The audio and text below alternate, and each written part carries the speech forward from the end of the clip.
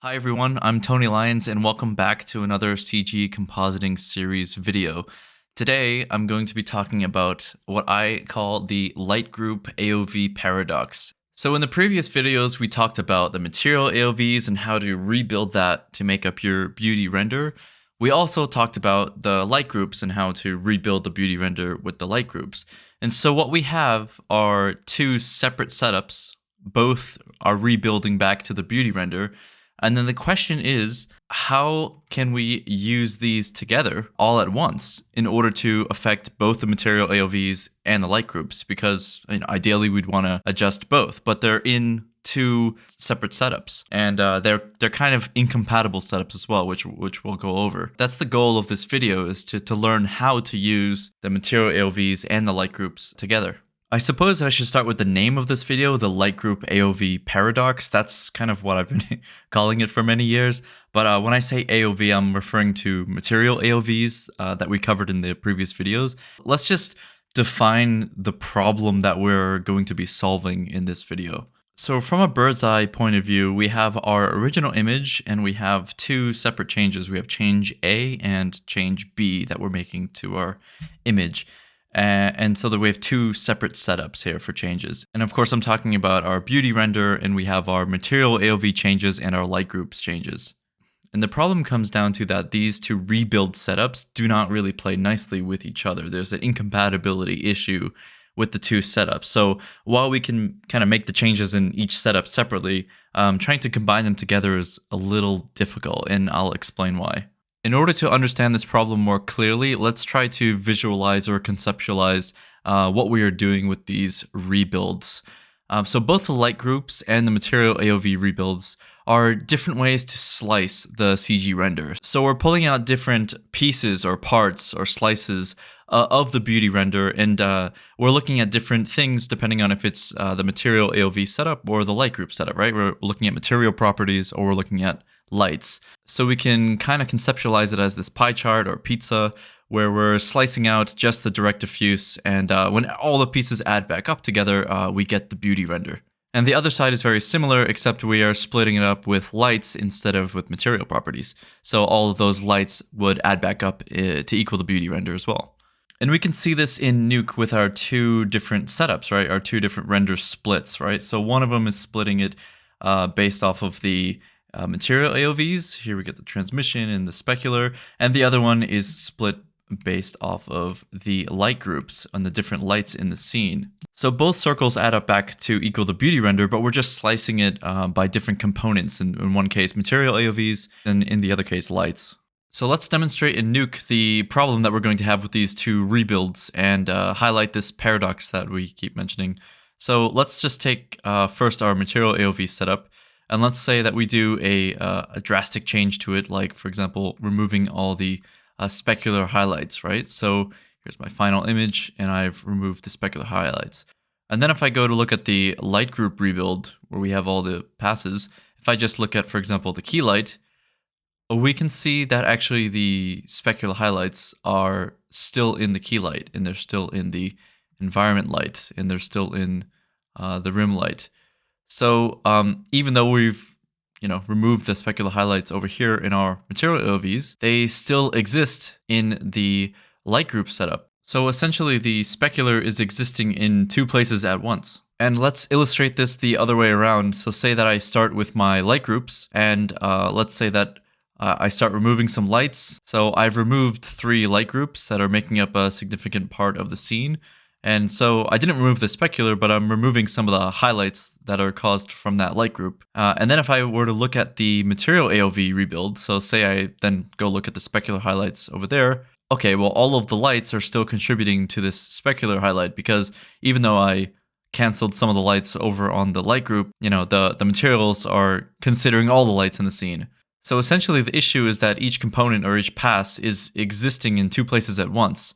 And even though I'm adjusting it, over here, it does not get adjusted, of course, over in the other setup. So what exactly is going on here? Why are these things existing in two places at once? In order to answer that, let's go back to these illustrations. And we have to realize that we're sort of looking at this from an orthographic top view, right? But this is not the entire story of how we're splitting the beauty render. Actually, we need another image to kind of illustrate it a bit better. So imagine that I'm looking at it now slightly from the side, and we start to see that it's a little bit more complex. So instead of slicing into a pizza, it's more like I'm slicing into a layer cake, where the passes of the opposite rebuild exist within each slice of the current rebuild. So here you have an example of like direct diffuse. And if I'm looking at direct diffuse in my material rebuild, I'm actually looking at also all of the lights that are contributing to the direct diffuse.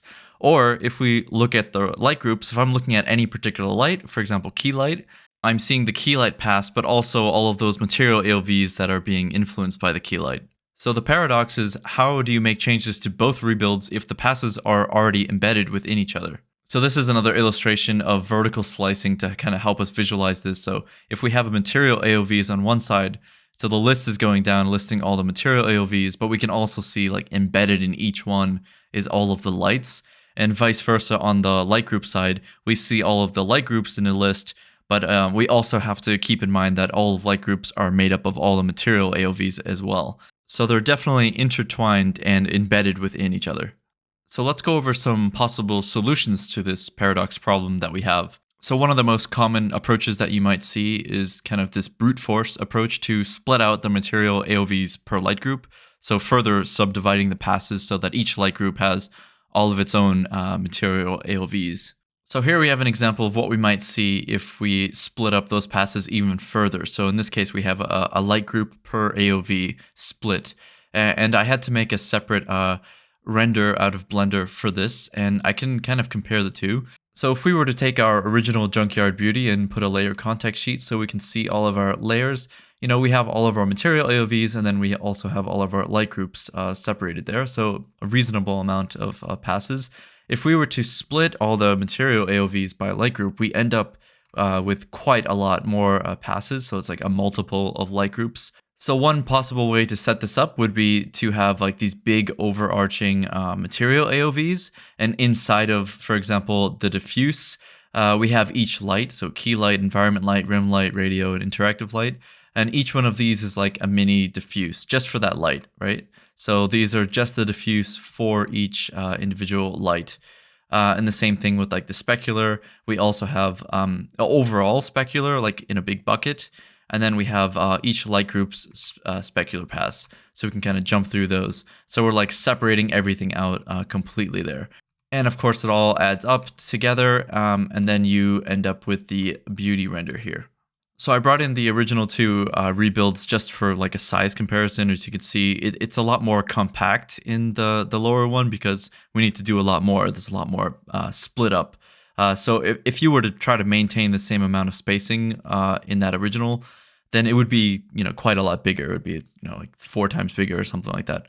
Another way to set this up, if we did not want to prioritize like the material AOVs, but instead we wanted to prioritize the light groups, we could kind of do the same thing just in a different order, where here we see these big buckets for each light, and then inside of each light, we almost have like a little beauty rebuild, where you're having like, okay, this is the diffuse for the key light and the transmission for the key light, specular for the key light, and volume for the key light. And then you add all those up, and then they will all equal, you know, everything that went into making that key light. And then you would do the same for the environment, and you would do the same for the rim light and the radio and the interactive light. And the emission in this case is just by itself because it's not split up. But yeah, so it depends on how you want to prioritize that. So you could kind of make these larger buckets for material AOVs, or you make these larger buckets for the light groups. It doesn't really matter. It's just, I guess, a matter of preference. While dividing the material AOVs per light group is certainly an option, I would not recommend this because there are some serious issues and downsides to using this approach. The first is the larger file sizes for the CG renders themselves. So I've got the original render in here along with the split that I did, and if I go to the file browser, you can see that the original Junkyard render came in at about 112 megabytes, and the split version comes in at 222 megabytes. So that's nearly double the size. And this is just for a single frame that's around HD resolution. I think it's 1000 by 2000 resolution. So you could imagine that if you were rendering like a 4K file with many hundreds of frames, this could be a huge disk space hog to render all these extra passes. The next would be longer render times for the CG renders, and you can imagine with more disk space and it having to, break out each material AOV into separate light groups, that it would just take longer to process and to write to disk. The larger files and the additional channels would also mean a slower loading time in Nuke, the I/O speed, so just reading in the file itself, it's a bigger file. You might run into some caching issues in playback, for example. Then we have the fact that there are more layers and channels. So basically you times the number of material AOVs by the number of light groups. And it's a pretty significant increase in channels and layers. Here's a side-by-side once again with the original render and the split render. And you can see just how many more passes there are. And we do have some exact numbers here. So in the original render, there was 23 layers and 67 channels. And in the further split render, we have 58 layers and 180 channels. So if we just take some estimates, it's approximately 3 times the amount of layers and channels. So all these layers and channels are not just numbers. They can be kind of annoying in other ways as well. And the first might be that we have a channel count here in Nuke at the bottom, and it says 273. And last time I checked, that Nuke had a limit of 1024. That might have increased with newer Nuke versions, but I'm not sure if it did. So if it was 1024, then we would have used already 1/4 of the total amount of channels that we could use. And imagine that we're getting different types of renders or differently named layers. So maybe we're using different renderers, render engines is coming from different departments. We have different types of elements coming in. We might reach that limit of how many channels that we can have in Nuke rather quickly if we start adding in hundreds of channels. And the next one, let's just take a comparison of the viewer. We have some list here from the original, and we can see if I look at the new one, the list is quite a bit bigger. So that's all those additional channels. This is also reflected in like shuffle nodes where I'm trying to shuffle a layer, and you see that it's a smaller list on the original. And if I go to the new version, the list of layers is going to be quite a lot bigger. This is even worse if I'm using a copy node, for example. So if I'm using a copy node, it's going to show you each individual channel. So already in the original, it's quite a big list. But then if I go over to the new render, the list becomes quite a bit unsightly, I would say. It's just like lists and lists of channels here. So all of this type of layer and channel management can be quite a bit more annoying with the increase in channel count.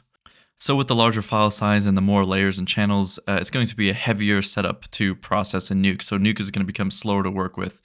And that's just because the setup is a lot larger. You have to do many things to many more channels. You're doing things, 5 or 6 times the amount that you would be with the smaller setup. You might have 4 times as many nodes to go through. So yeah, it's going to slow you down within Nuke itself. And finally, not to be overlooked, this introduces a complicated setup for user experience, both in lighting and compositing. So just the setup itself is a little bit more confusing, it's bigger, there's a lot to get lost in there, and it's more prone to human error. And this might be the number one reason why I wouldn't recommend this kind of subdivision per light group workflow, is because the setup is just hard to work with. Let's give an example of why this ends up being kind of complicated and convoluted to adjust. So obviously, if I split everything up like with the material AOVs in mind, so I could make like a sweeping change for the diffuse, right? I can like get rid of all my diffuse all at once because I'm adding everything up in the diffuse. But if I wanted to now, for example, let's say I want to kill my rim light. Well, I can't just kill my rim light on the diffuse section, right? Because it still exists. So I get the note like lower the rim light. I can't just kill under the diffuse. I have to actually like copy those changes around everywhere to every rim light. So I have to just like take that and copy it around. And obviously the mistake that could happen there is that, okay, now, I get the note like, okay, back off on that and bring it back a little bit. But, that's not being brought back in the other places because I didn't expression link it or clone it or whatever. So that's the human error part that I was mentioning. And so, what you would end up having to do is either clone it or expression link it. So I know people hate clones, so imagine that you're just expression linking this, but essentially you would need to either have a big setup where you're thinking about what to expression link before, or you're taking extra time to expression link it so that you can make this kind of sweeping change to the rim light, right? And then you'd have to do that everywhere. So if I were to go to a more extreme example, like, okay, now I have clones kind of going everywhere, or expression links going everywhere. Maybe there's a master control, but still it's not a very pleasant user experience, because you're instead of adjusting things in node graph, you're adjusting some overall control, or forgetting where to actually go to adjust it. And you might say like, okay, well, I'll just organize everything by LightGroup so that that problem doesn't come up. But it's got the same issue in a different way. So now if I make everything LightGroups oriented, then yes, I can easily change the lights, which is really nice. But then if I get a note about the diffuse, can I lower the diffuse? Okay, well, now I'm in the same kind of boat where I can lower the diffuse, but like the way that materials work, it's not like a material per light. The material has to do with the object. So if I were to lower the diffuse here, I would have to lower the diffuse everywhere, and suddenly I'm ending up in the clone or expression link hell that I was mentioning before. That was just for a grade node or a multiply. But what if you're using a custom gizmo or something, and you're trying to despill something like this? So let's say I'm trying to despill some reds, but now I can't clone this. I have to expression link it. It's a kind of a pain in the ass. I have to like bring this everywhere. That's where all the pain is going to come from. And also, if we start dealing with custom masks or like cryptomats or whatever, but let's just make a rotoshape, for example. Okay, now I need to remember all my masks as well, and like bring the rotoshape with me, or make stamps, or whatever. So this setup can become like super complicated if we're doing like very fine detailed custom changes with masks and gizmos and everything. So I really would not recommend splitting everything out. There's too much negatives to it without much positive, and compared to some other solutions that we'll talk about. I'm also very aware that some people take this whole split and they have the whole thing kind of in a group or something like that, right? Some group node where they just kind of like custom expose certain nodes, like say you have some grade nodes or whatever, and they're just kind of exposing that so that when they make some changes, they're only adjusting like light groups and everything. That is a way around it, I suppose, but Nuke is not really designed for you to comp inside of groups.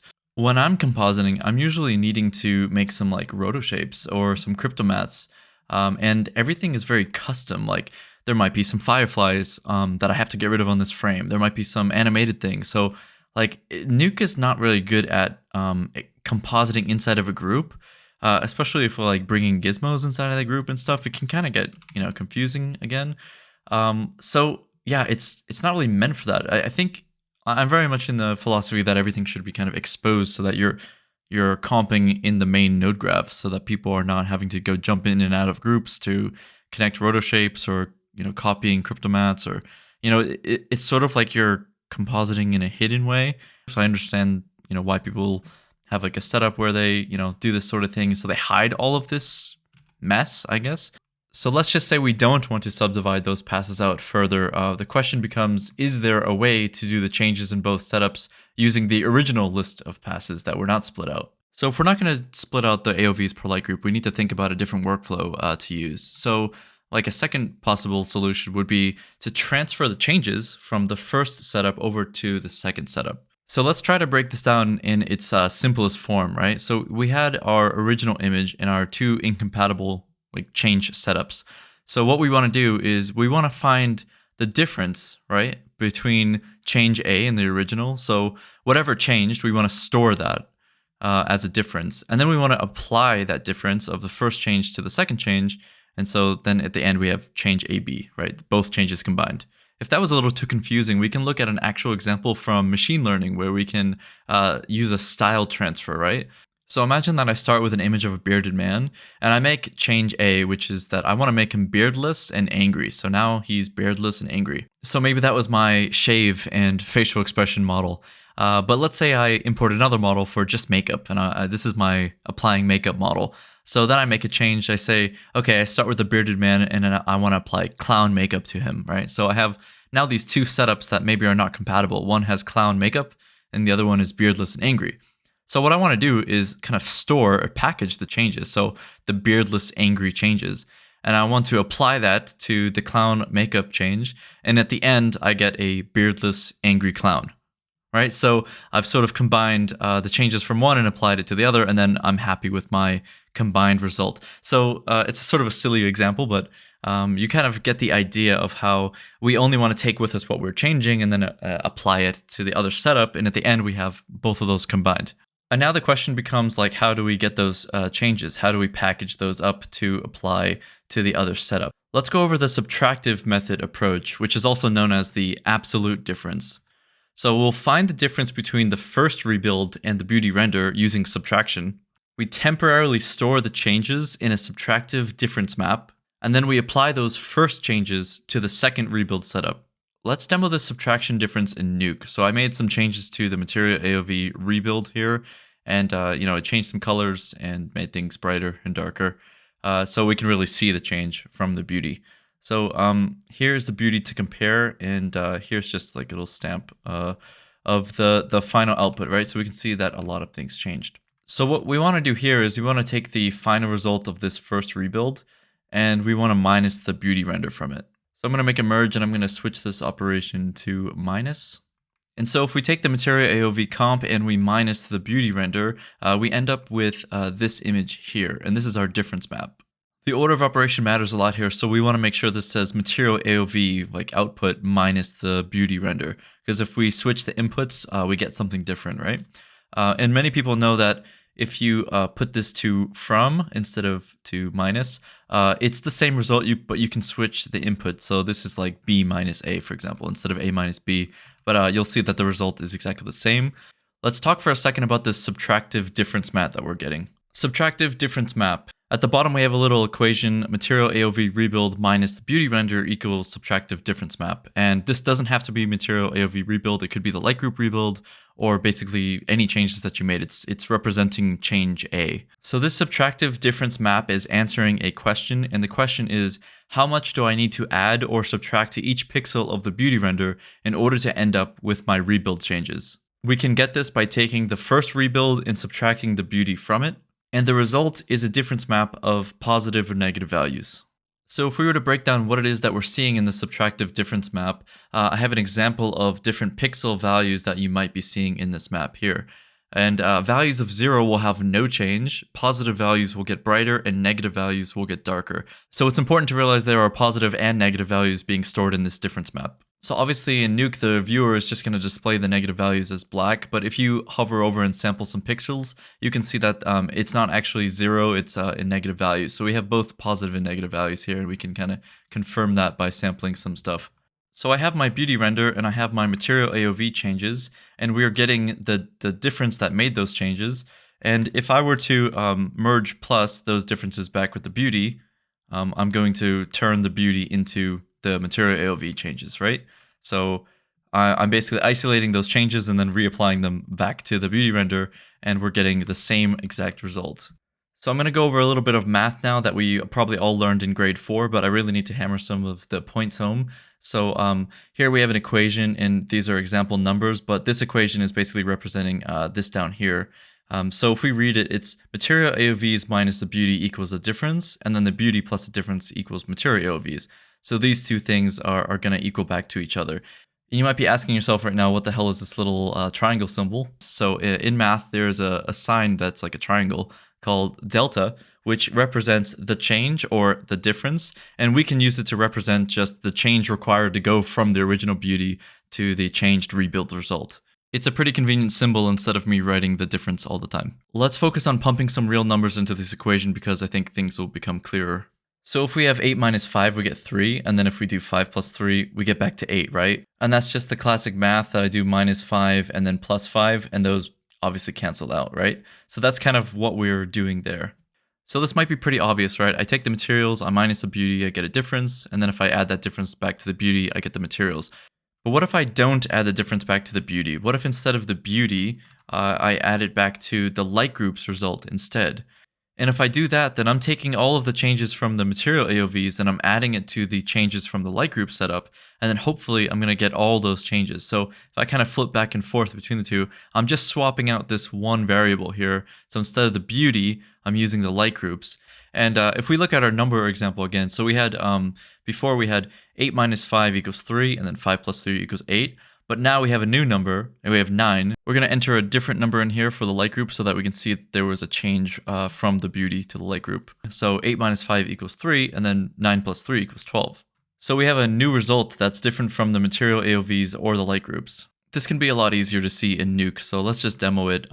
We have our light group set up here, and just like the AOVs, I made a bunch of changes. So here's a bunch of changes that are, obviously changing the lights and the colors and everything. And so we go back to our little result there. Here is the difference map that I got from the material AOVs minus the beauty render. And instead of plussing the difference back to the beauty render, what if we just swap that? So we take our light group changes and we add the difference to the light group changes instead. Well, here is the result, and we can kind of see that some of it worked and other parts really broke. And so if we go, this was our light groups, and then we're applying the material AOV changes to it. And we can see we're definitely getting those like color shifts. We can see, okay, like these things turned pink and blue and green and everything. But we're also getting some like weird values and things are disappearing, like this meter here. And yeah, it's not looking so great in some areas. So what's going on there? Why did it break? Subtractive difference problem or absolute difference problem. So the subtractive difference map represents absolute values. What do I mean by that? So this tells you the exact values to add or subtract to bring the beauty render to the changed rebuild. The subtractive method only works well if you brighten the values of the rebuilds or only darken them slightly. Okay, so I have some interactive flowchart here that I'm going to use to demonstrate the problem with this subtractive method. So you remember before we had our beauty and then A and B, the difference, and then we apply that to get the output, right? So if I start changing the values of A and B, we can start to see some things going on. So for example, if we were to increase the values of A, for example, compared to the beauty, then the difference would be 2, and then we plus 2 and 6, and we get 8, right? So this is representing a single pixel in the whole setup, right? So it's going through the different changes. And so in this particular case, if we do a change to A and make it brighter, we're in the clear, right? The output is going to be brighter than the original.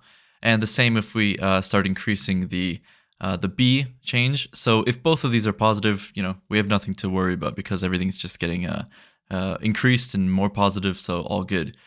So let's reset this one back to the beauty. And let's just say that we go down a tiny bit, right? Now we are minusing 3, but we're still in the clear, right? Because 6 minus 3 is 3. So we're still good. And we're even good if we go down like a tiny bit in both. But at some point, we reach a threshold where we reach 0. And once we go below that threshold, then we start to go into negative values. Some combination of these numbers are going to end up getting you into the negatives. And that's basically because like this difference is an absolute number. It's just telling you like what did I have to do to go from the beauty to this input, and it doesn't care about this second number. Like this second number, it doesn't take it into consideration. So, if it took 6 units to get to the result of A, then I'm gonna minus 6 units away from this one, and I'm gonna be in big trouble. And of course, negative values, they're gonna display incorrectly. You're gonna get huge problems with your setup if you have this. So we need to find another way. So let's demonstrate that flowchart example that I just gave with actual renders, so you know that I'm not full of crap here. So if we have our beauty render, and I made sure this time to only lighten everything in the AOV comp. So if I compared, things just got brighter. I just masked a few items there. In this case, everything's going to be fine. So if we look at the changes, or if we apply the changes here, nothing's breaking. So we're in the clear because we've made both of those things a positive change. If we go over to another example though, where I've darkened both of those setups, we have the beauty render here, and here's the AOV, and I've significantly darkened some objects. And then also I've darkened some of the light groups. So in this case, we're gonna start introducing ourselves into some problems here. Let's illustrate the subtractive method problem in another way. So here we have the RGB channels graphed out, and we're making some changes. The first one is positive. We're in the clear because we're all going up in the 3 channels. As we go negative, there's some amount of threshold where you're okay, but since the channels are not all the same, like one of the channels is going to hit 0 before the other ones. In this case, it's green. And then if you were to keep making negative changes overall, then 2 of the channels, green and blue, would be negative, and red would be the only one that's still positive. So you might start getting these kind of weird looking colors because Nuke doesn't really know how to display one color that is positive and the other 2 that are negative. And so, some of them might look okay, but in fact, the blue channel is negative, for example. So this can be, quite dangerous on a per channel basis as well, because you might not actually see what's going on. I want to demonstrate this subtractive problem once again, because we've been using graphs and charts and numbers, but let's actually get to the root of the problem, like in Nuke, and see it visually for ourselves. So let's just say I have a situation here, and I want to make like something in both of these setups darker, and that's where the problem's coming in. So let's go to the LightGroup setup, and let's turn off some lights. So I'm just going to turn them off one by one. Now on the other setup, so if we go over to our specular, and let's just say we don't want to remove them all, but we want to bring them down like 25%, right? It's the combination of these 2 darkening moves. That's when we're getting all those nasty negative values. And the reason why is from what we talked about earlier, which is that these passes exist in both setups, right? So those light groups were already in this Material AOV setup. We sort of minused those lights from the light groups, but then we minused them again from the specular of the Material AOV setup. So we essentially subtracted the same thing twice. Let's go back to this illustration for 1 second and try to do the same thing, right? So let's just say that I removed some of these lights from our light group section. Let's say I removed 3 of them. Okay, but then I'm looking at, for example, direct specular, and then I've lowered that by 25%. And so I've made these passes here, I've also made them darker. So I've not only removed the 3 passes from this side, but then I remove it from the other side as well, or at least part of that direct spec was those light groups. And once again, I removed them on the light group side, but they still existed on the Material AOV side. And so basically we're doing a double subtraction of the same pass on both sides. Okay, so we tried to transfer the changes from the first setup to the second setup using a subtractive difference, but we're getting these negative values and the workflow is failing on us. And so if we can't use subtraction to get this difference, is there any other way to get it? So let's try to reframe this question in another way, right? So if I just break it down to the simplest form, right? So I have 8 and I go to 4. So how can I go from 8 to 4? Well, obviously, I can use addition and subtraction. I can do 8 minus 4, and that's 4. But then if I have a new number, and if I minus 4, well, that's where I get the negative values, right? So then the question goes back to, how else can I get from 8 to 4? Well, I can also divide 8 by 2, right? And then I also get 4. All right, so 8 divided by 2 is 4, but what if we start with our new number 2, and we do 2 divided by 2? Well, that's 1, and both of these are halved. So another way to express this as well would be to multiply by 0.5. So instead of divided by 2, you would multiply by 0.5, and you get the same numbers there, of course. Division and multiplication are relative, and that's meaning that it's taking that starting number into consideration. So half of 8 is 4 and half of 2 is 1. And in the case of 8, we did a change of minus 4, but in the case of 2, we only did a case of minus 1. So these numbers of change are actually adapting relative to the start number that we're putting in here. So it basically the amount of change is changing depending on what you start with. And that's what makes this method so unique. So basically, instead of using add and subtract, we can try using multiply and divide. And that's going to be the difference between an absolute difference map and that relative difference map that's going to adapt to whatever the starting image is. Let's go back to that subtractive difference example that we had that kind of failed on us. And let's see if we can redo it with division and multiplication instead. So here we had the Material AOVs minus the beauty. And then we had the light groups changes, and then we plus that difference back on there, and we had this result there. So let's try to rebuild this with divide and multiply instead. So here we have the two setups, and then in this new one, I'm using a divide and a multiply instead. And just like with the minus, it really depends on how you divide it. So once again, Material AOVs divided by the beauty. So we want to divide by the beauty always. If you remember, we had this image as a difference map when we used the minus. And when we use divide this time, now we're getting a totally different type of difference map, which we can go into in a second, but let's see the result. And on face value, the result looks really, really good. And you can see some of those problems are going away. And so let's see if we would expect the combination of both of these things to end up in our final result. So if I apply the changes from the Material AOVs, it seems like it's working really well.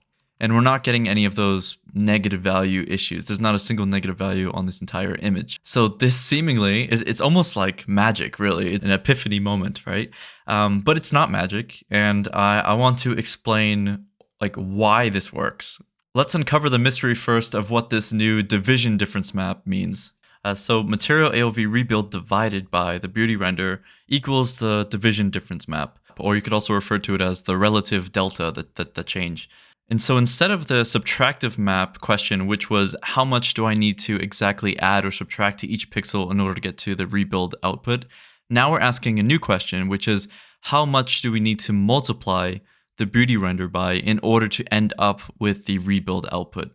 Another way to say that would be what percent do I need to increase or decrease this beauty render by in each pixel in order to get to the rebuild output. And probably the most important takeaway here is that multiplication or percentage will not get us the negative values. So let's take a look at this division difference map, or the relative delta if you want to call it that.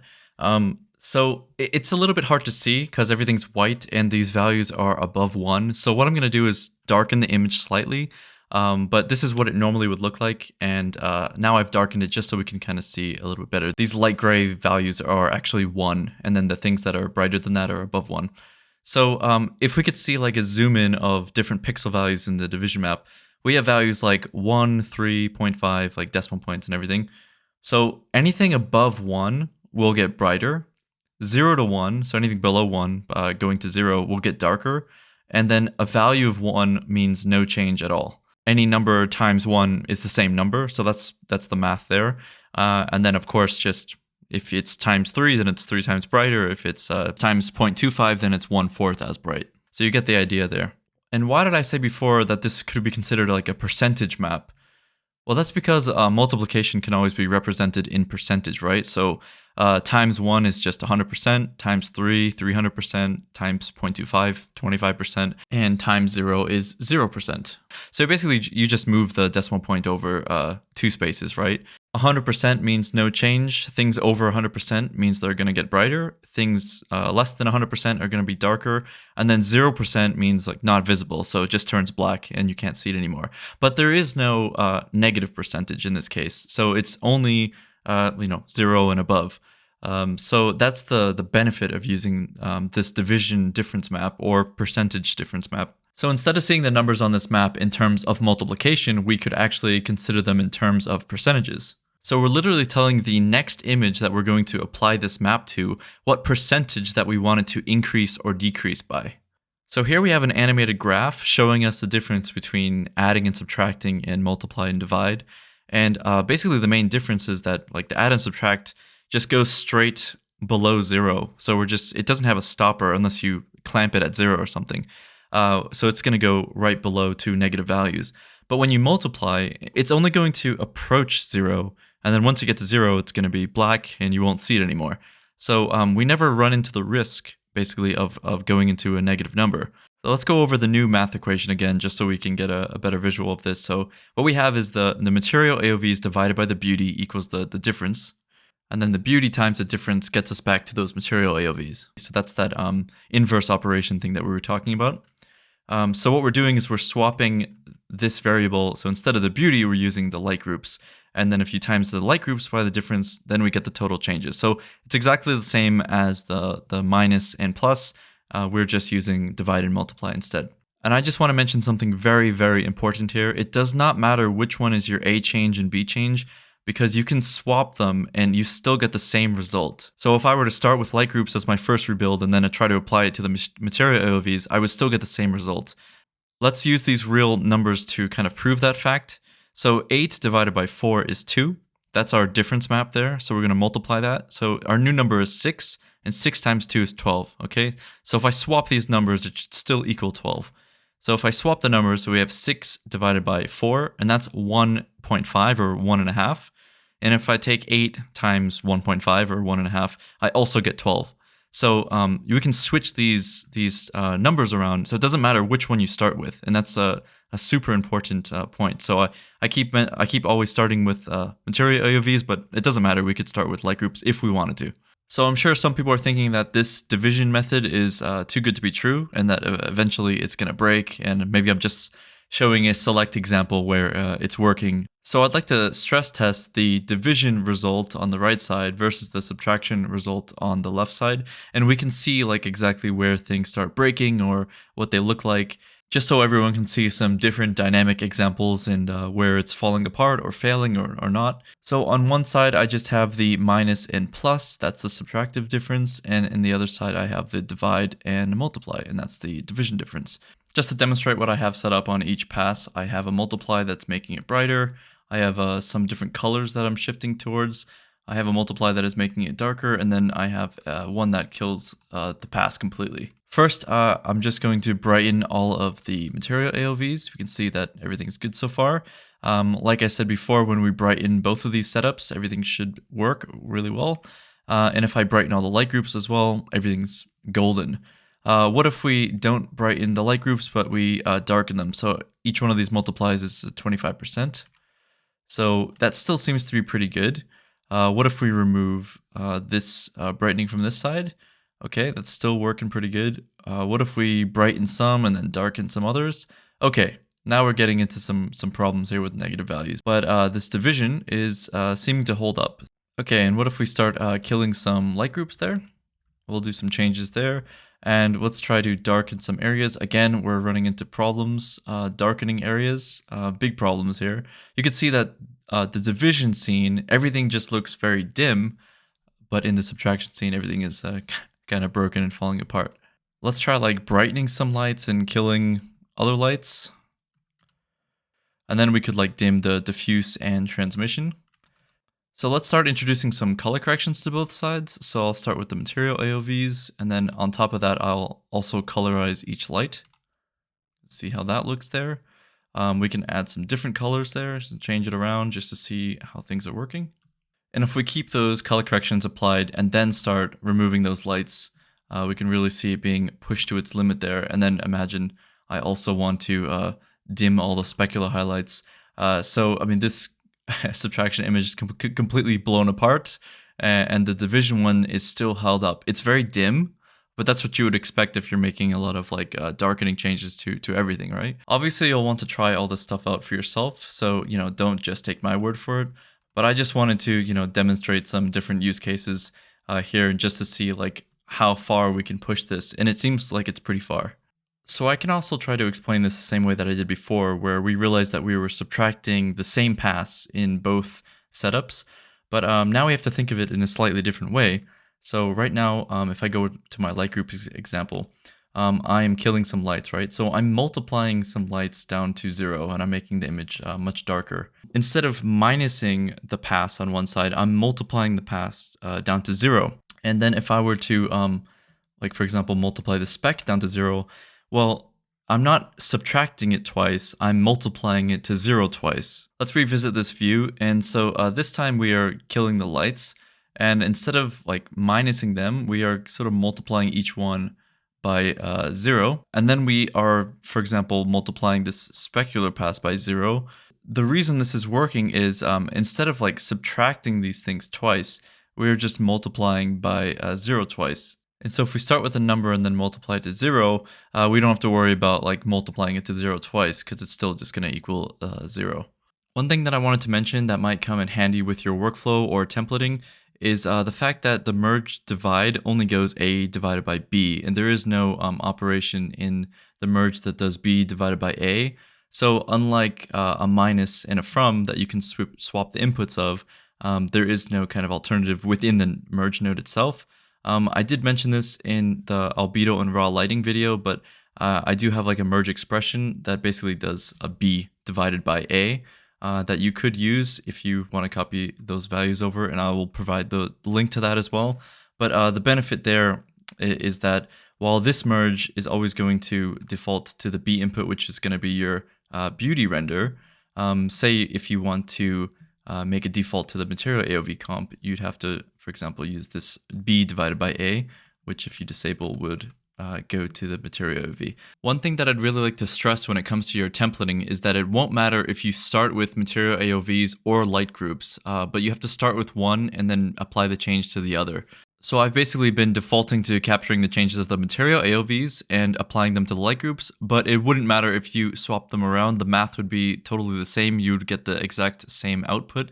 Just to demo that in Nuke, on the left side I have the Material AOV changes being applied to the light groups, and on the right I have the light groups changes being applied to the Material AOVs, and the result is exactly the same. So in the end, it won't matter which order that you use, but you do need to decide which one comes first and that you're going to capture the changes of and apply to the second one.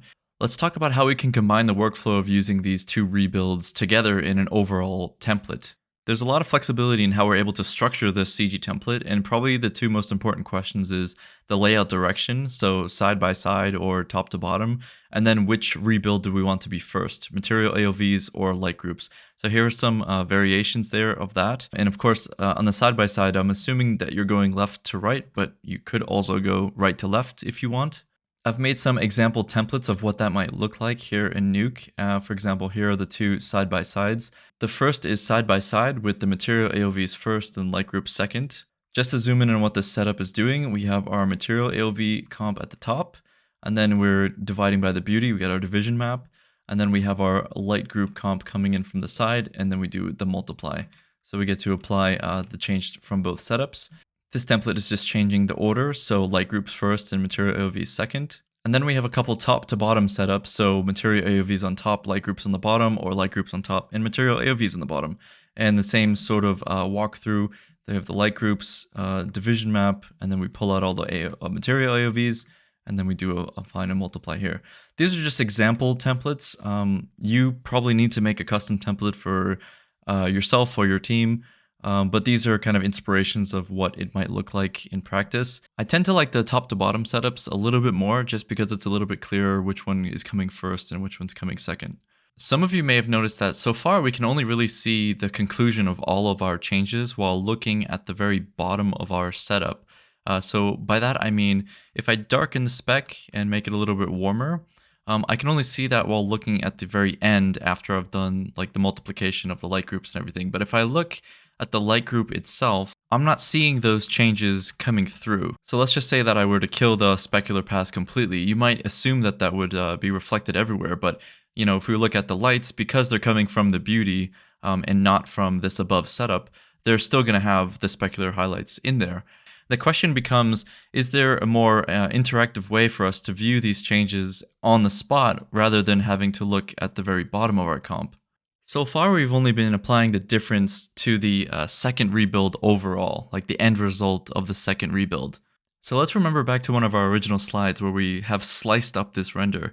And when you add up all these slices, you get the original beauty render. So in a way, you don't have to consider this beauty as a whole.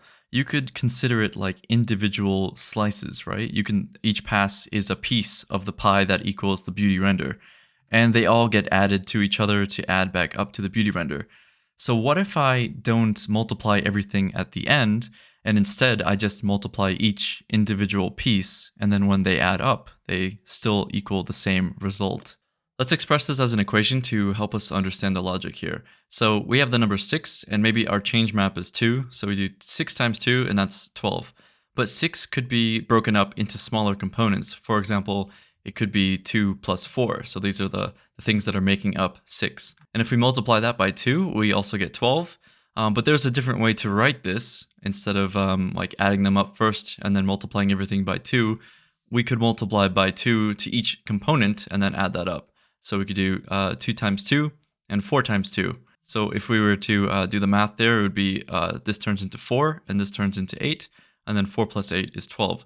So we can just multiply each component by the change map. And in our case, it would look something like this. So we have our Material AOVs times the change map, and that's equaling the total. But you know, the Material AOVs could be made up of different passes like diffuse and spec. And if we do diffuse times change map plus spec times change map, also equals the total.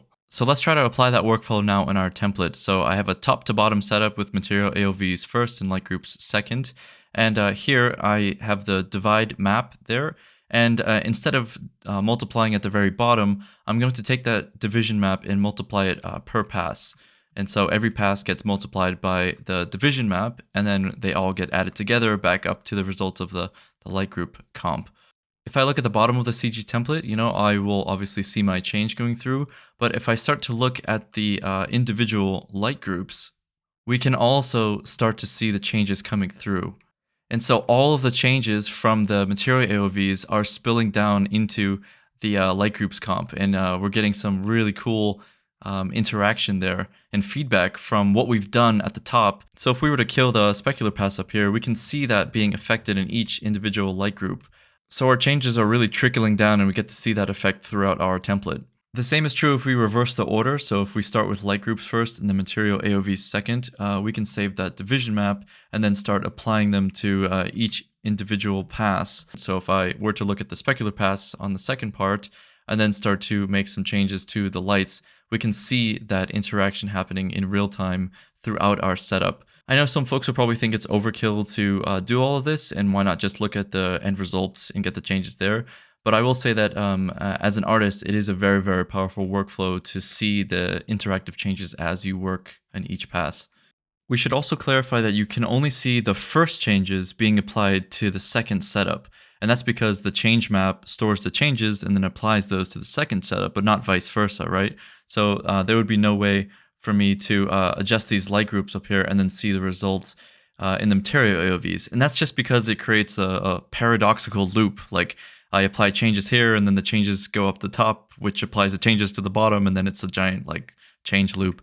And that is where the question of which rebuild is first becomes so important, because we can only see the first changes applied to the second. So you really need to decide which one you want to see the changes in. I personally like working with Material AOVs first and light groups second. But I can also see a good use case for the light groups first and then seeing those changes in the Material AOVs. So there might be a case to be made that the more drastic the changes should come second, because it puts less stress on that change map to carry those changes forward. That might just be a rule of thumb, but in the end, I think it's up to user preference, and there might be a particular shot or sequence where one setup works better than the other. LightGroup AOV workflow rules and caveats. So there's obviously some limitations to all these setups, and we can go over some general rules to make sure that this template is working. The Material AOV passes must add up to equal to beauty, and the LightGroup passes must also add up to equal to beauty. So if you add them all up and there's some difference there, it's going to be caught in that difference map, and it's going to transfer to the other one. So it's really important that they both add up to equal to beauty separately. Do not do any color corrections that introduce negative values. That might seem like an obvious statement, but there are some nodes that are better at this than others. I'm looking at you, saturation. Treat the CG template as a glorified color correction. What we're doing is we're changing colors of pixels, right? We're either grading them down or up. So on the first rebuild side, that's the captured change side, we want to avoid things like transforms and warps, filters like blur, defocus, median, any glows, chromatic aberration, and also replacing or merging like a totally different image on top. Any texture changes should happen at the albedo level. So if you do want to change like a texture in the past, we do it at the color or the albedo level so that it doesn't interfere with any of that lighting information. So let's demo some of those caveats in Nuke. For example, if we use a saturation node cranked up, if I crank it up, we do get some negative values here just in some areas. That's just because it doesn't have a clamp or anything. So just be careful with stuff like saturation. So if I start doing stuff to the first setup before it gets captured by the division, it's going to try to apply some stuff to the second one, but not everything is kind of compatible. An example would be any type of distortion. So that's generally speaking not going to transfer over very well. Also things like transformation. If you look closely, there's like artifacts of the original object in there. And that's because, it's trying to like follow a pixel all the way through the setup. And if you change the location of that pixel to somewhere else, like it can't really do that math properly. Other things along those lines would be chromatic aberration. Things like blur will start to get really weird results because of those artifacts that are going to start showing through. As you can see, on that same line, defocus is going to do weird stuff. Also, any type of glows. If you see here, it looks a bit strange. There's like a dark area here. And the more I start to mess with things, the more odd the glow gets. And that's because you glowed it on one side and it's like trying to apply that, but also trying to do a different change on top of the glow, and you start getting these weird results. So if you do end up glowing something, you either should do it like after everything is combined together, or I suppose you could try to do it like on the second rebuild stage, because then you're not trying to capture that change map or do anything like that. An example that I have of, let's say that I want to replace this stand with a checkerboard. So a poor approach would be to over this thing, like just as a mask. So I'm just overing it at the end before the change map. And that is because I'm kind of like putting it there, but then I'm introducing lighting changes to it. It kind of looks a bit funny. A better approach, let's say that I did want to add this checkerboard in there. A better approach would be to put it in at the albedo level. If you remember, that's the color level. So if I were to do the same thing, then when I look, at least I have some lighting information. And then when everything is said and done, it looks a little bit more realistic than, say, this example. However, you can see that I'm pushing this quite far and I'm still getting a little bit of artifacting. So yeah, at some point it will kind of artifact a little bit. In this particular case, I have a render that is the entire frame, but often our renders are just a character or something with its own alpha channel, and these things get even worse if you try to like blur it with an alpha channel and then it doesn't glow properly because you're pre-multing it. So that stuff gets even worse when the object is only part of the frame and not the entire frame. So the philosophy of using a setup like this is that it's a one big color correction where we're either changing the intensity or the color of each pixel in a way that we're color correcting it down. So anything like transformations or blurs or filters and stuff, that all that stuff should go in another part of your script. We also don't have to worry about things like stenciling or masking out certain regions, so that holds up just fine. And the reason is basically because a stencil is almost the same thing as just multiplying something to 0, which is kind of considered a color correction. So we don't have to worry about masking things out or hiding things or rotoing things. So that all works in the setup. So I'm going to provide you with a nuke script full of template examples, and inside there's going to be different renderers there, so Blender, Redshift, Arnold, and Octane, and I'm going to have some different layouts for each one as well, side by side, top to bottom, and interactive change. And this is the whole nuke script here, full of all those different variations. As you can tell, there's a lot of options here, which they're just examples, right? You'll have to take inspiration from them and try to make your own template. I tried to provide individual examples, so we did go over the Blender junkyard scene already.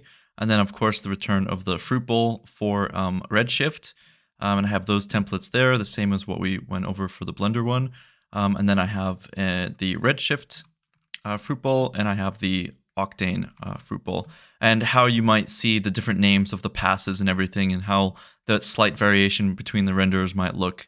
Like I keep mentioning, it's impossible for me to go over every template configuration on Earth, so here are some ideas and some inspiration for you to maybe implement into your template if this is the way that you would like to work. The first is managing the div map, that's the change map, with exposed pipes.